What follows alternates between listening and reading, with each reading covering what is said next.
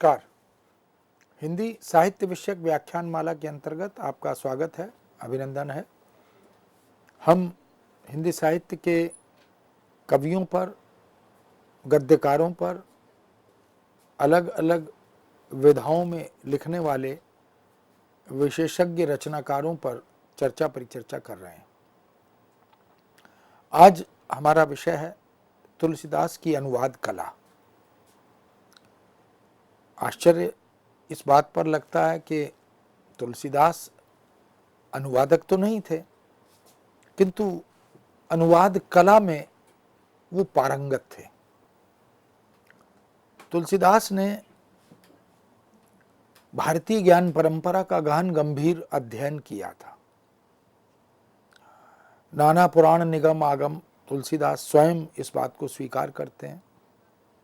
रामचरितमानस जैसा महाकाव्यात्मक ग्रंथ जो राम कथा पर केंद्रित है, उस ग्रंथ के सृजन में उन्होंने न जाने कहां कहां से हीरे जवाहरात चुन चुन कर उस रचना में पिरोए हैं। तुलसीदास का जीवन दर्शन, तुलसीदास की रहस्यवादी चेतना, तुलसीदास की भक्ति परंपरा, तुलसीदास की समन्वयात्मक व्यवस्था, ये सब इस बात की द्योतक हैं कि तुलसी ने संस्कृत का, अवधी का, ब्रज भाषा का और अरबी फारसी आदि का, इन सब का गहन गंभीर अध्ययन किया था।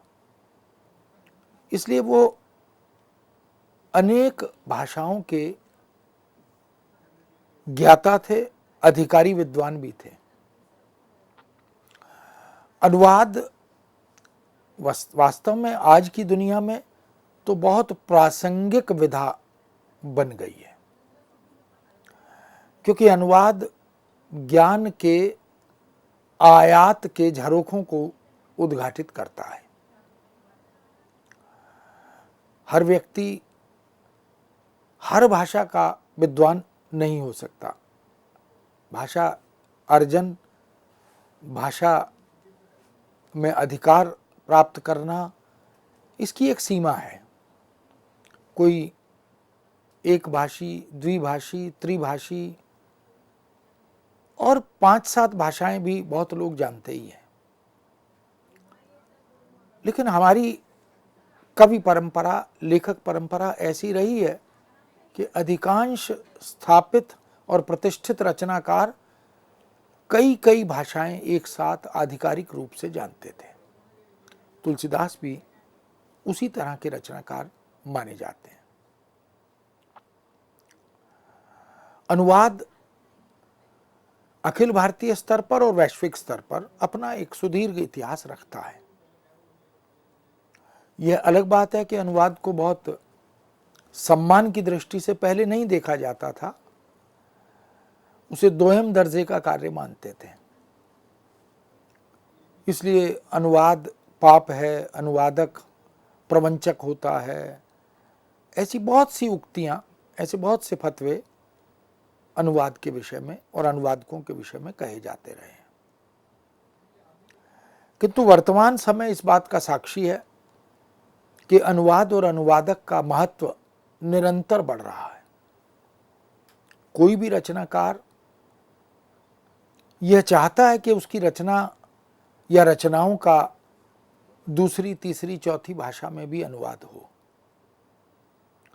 वह अपनी आत्मा का विस्तार चाहता है, वह अपने पाठकों की संख्या में वृद्धि चाहता है।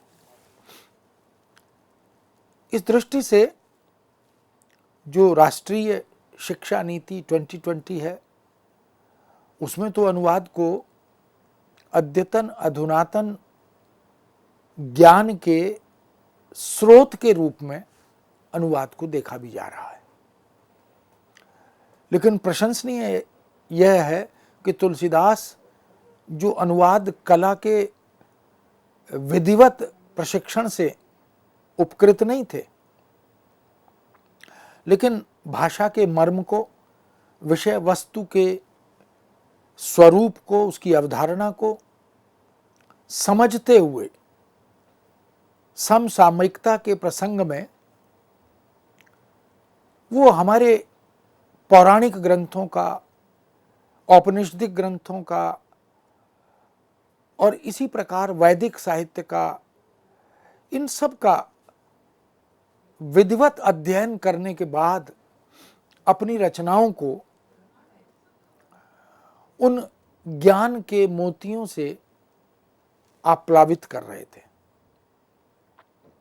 गीता से भी वो ग्रहण करते हैं और नीति साहित्य से भी। संस्कृत में प्रचुर मात्रा में नीति साहित्य लिखा गया है, वहां से भी वो अपेक्षा अनुसार भारतीय मूल्यों के परिप्रेक्ष्य में धीरज धर्म मित्र अरु नारी आपतकाल परखिए चारी, तुलसीदास ऐसे अनेक सूक्त वाक्य अपनी रचनाओं में प्रस्तुत करते हैं।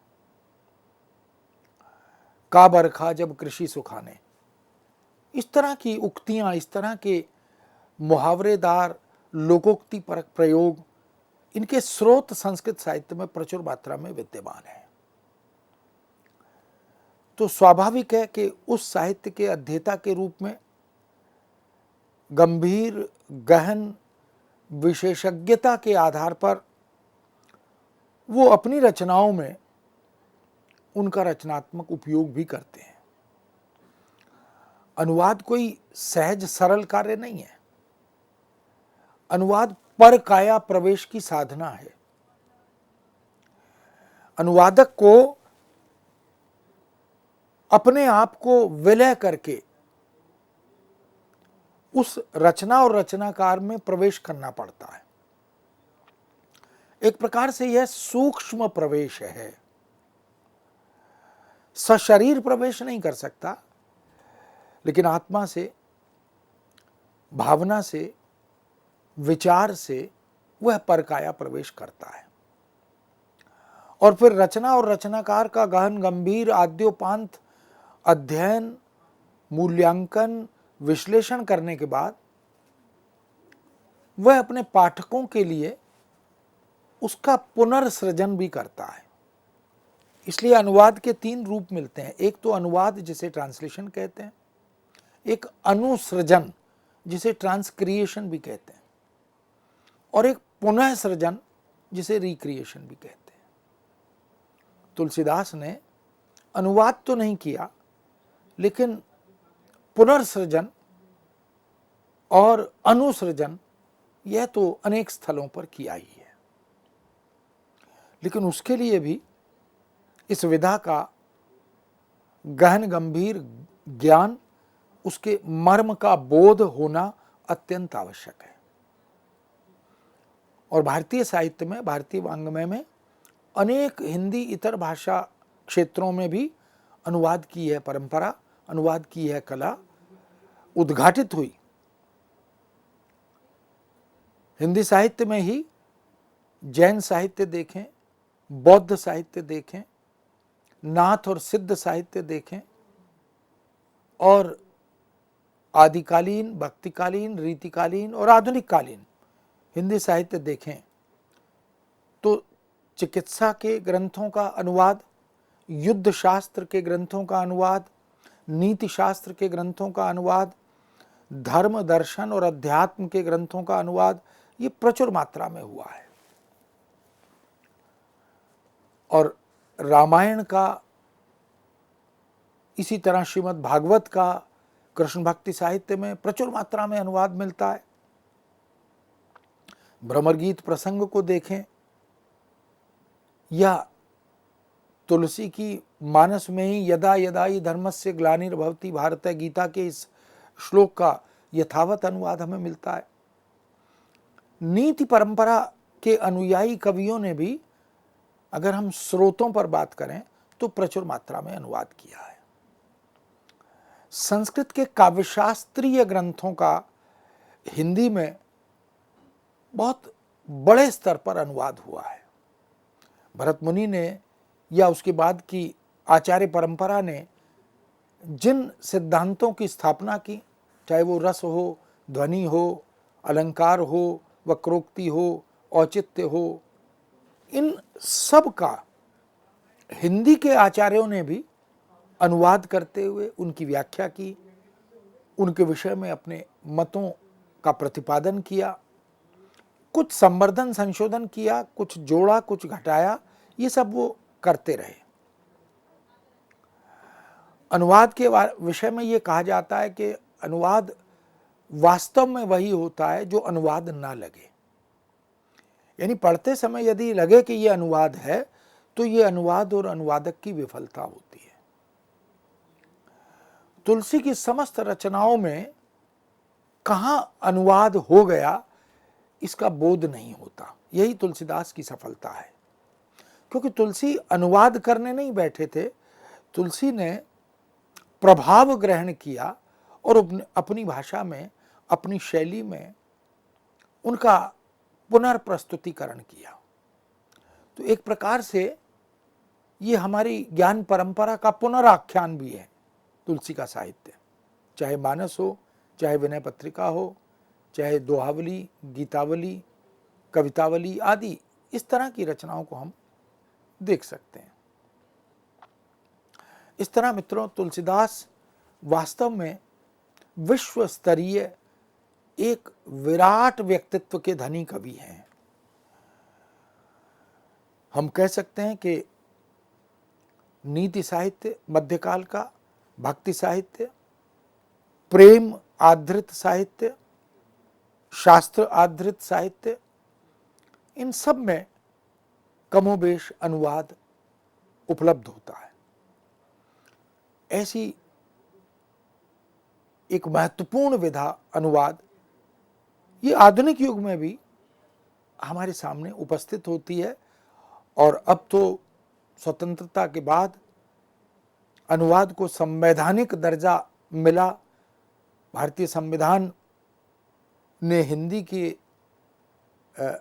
राजभाषा घोषित करने के बाद द्विभाषीकरण की विधिवत स्वीकृति की।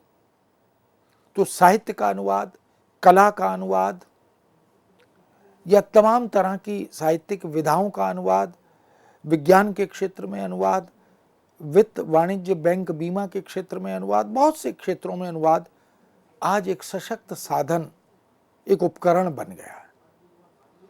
और अनुवाद के भी उपकरण बहुत से तैयार हो गए।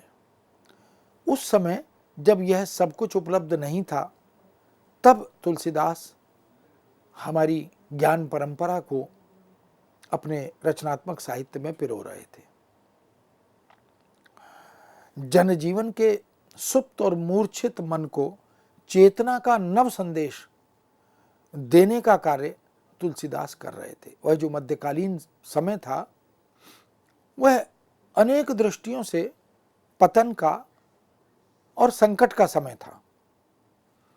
ऐसे में जनजीवन को जागृत करना, मूर्छित अवस्था से बाहर निकालना, उनके मनोमस्तिष्क में एक चेतना का संचार करना, भाव और कर्म के क्षेत्र में एक आह्लादकारिणी भावधारा को प्रवाहित करना, यह एक बड़ा काम था। और इस बड़े कार्य का निष्पादन तुलसीदास ने अपने साहित्य से किया। संपूर्ण भारत के ही नहीं, अपितु विश्व के महान कवि के रूप में अपनी पहचान बनाने वाले तुलसीदास और उनके विश्व काव्य रामचरितमानस पर हम सैकड़ों संस्कृत के ग्रंथों का प्रभाव देखते हैं और सैकड़ों शोध प्रबंध तुलसीदास की रचनाओं पर लिखे भी जा चुके हैं। तुलसी जो प्रभाव ग्रहण करते हैं वो भारतीय साहित्य से ग्रहण करते हैं, वो पाश्चात्य साहित्य से कोई प्रभाव ग्रहण नहीं करते। आज तो पाश्चात्य साहित्य से उपकृत होना बड़े गर्व का विषय माना जाता है, लेकिन तुलसीदास ने उस राष्ट्रीय गौरव को, उस गरिमा की परंपरा को अपने साहित्य से जोड़कर पुनर्व्याख्यायित किया। न जाने कितनी गोष्ठियां, कितनी चर्चा परिचर्चाएं हम तुलसी के साहित्य पर, तुलसी के प्रदेय पर करते हैं।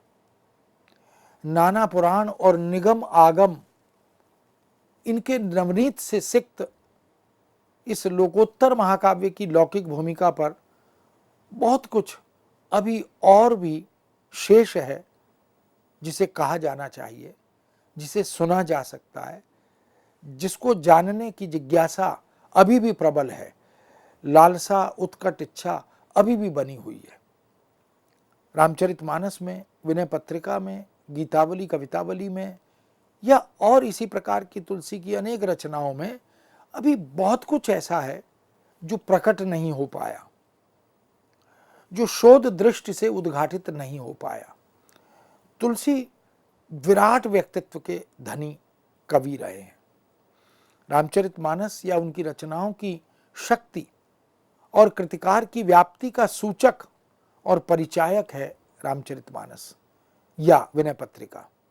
आज भी मानस तथा मानसकार पर देश विदेश में निरंतर शोध चल रहे हैं। अनेक ऐसे प्रसंग, दिशाएं और पक्ष हैं जिन पर गहन शोध कार्य किए जाने की अपार संभावनाएं अभिशेष हैं। आचार्य तुलसीदास कृत रामचरितमानस के विभिन्न भारतीय तथा विदेशी भाषाओं में अनुवाद हुए हैं और निरंतर हो रहे हैं। भारत की अनेक भाषाओं में मानस का कवितात्मक अनुवाद भी हुआ है और गद्य में भी अनुवाद हुआ है। ये जो देश भर में तमाम रामलीलाएं अभिनीत की जाती हैं, प्रदर्शित होती हैं, उन सब में, उनके संवादों में तुलसी की मानस की एक आधारशिला स्पष्ट दिखाई देती है। भारतीय भाषाओं में मानस का अनुवाद और देश भर से बाहर दुनिया की भाषाओं में मानस के अनुवाद प्रचुर मात्रा में हुए हैं।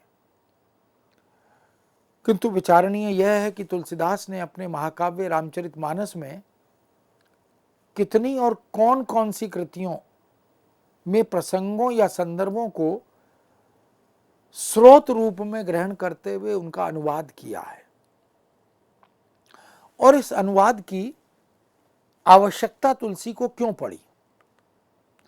क्या तुलसी की यह प्रवृत्ति मानस की मौलिकता पर प्रश्न चिन्ह लगाती है? क्या तुलसी का अनुवादक रूप उनके लोकनायक सृजक रूप से किसी अर्थ में हल्का ठहरता या दिखाई देता है?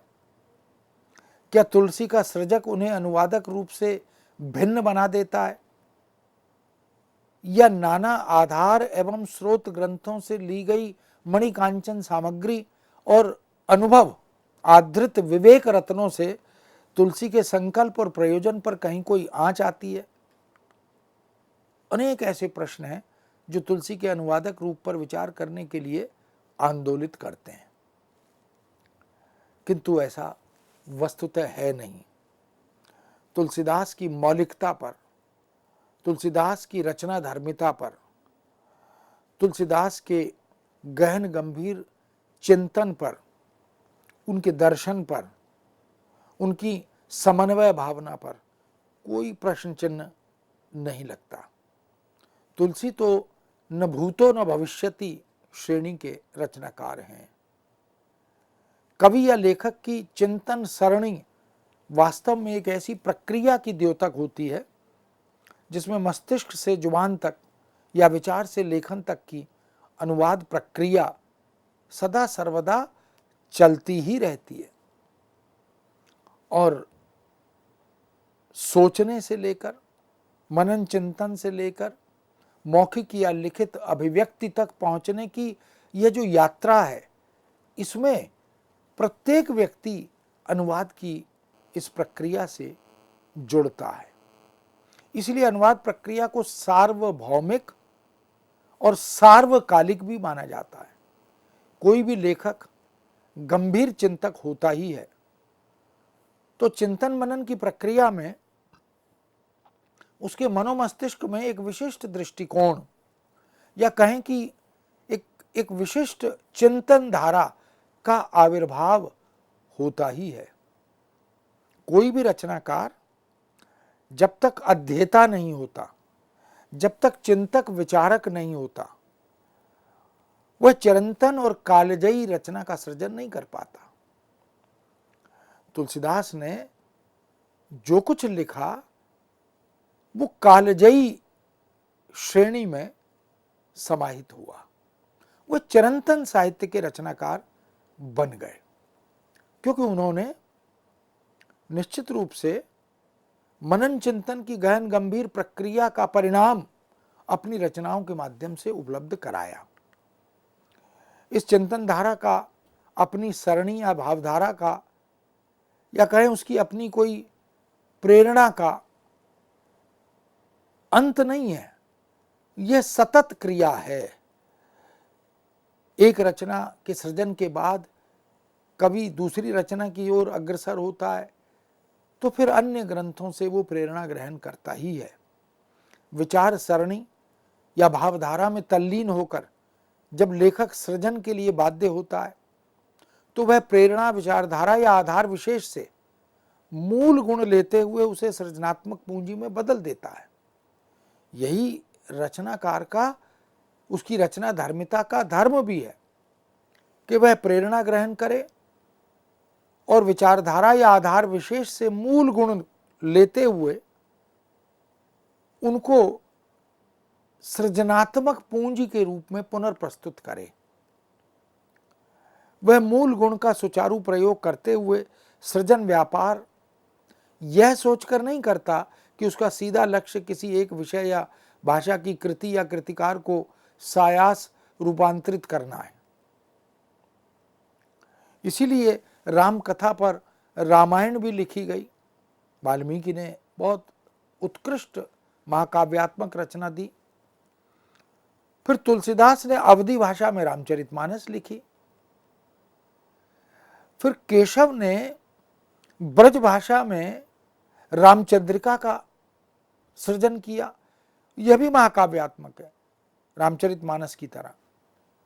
और फिर आधुनिक युग तक आते आते मैत्रीशरण गुप्त ने खड़ी बोली में साकेत का सृजन किया।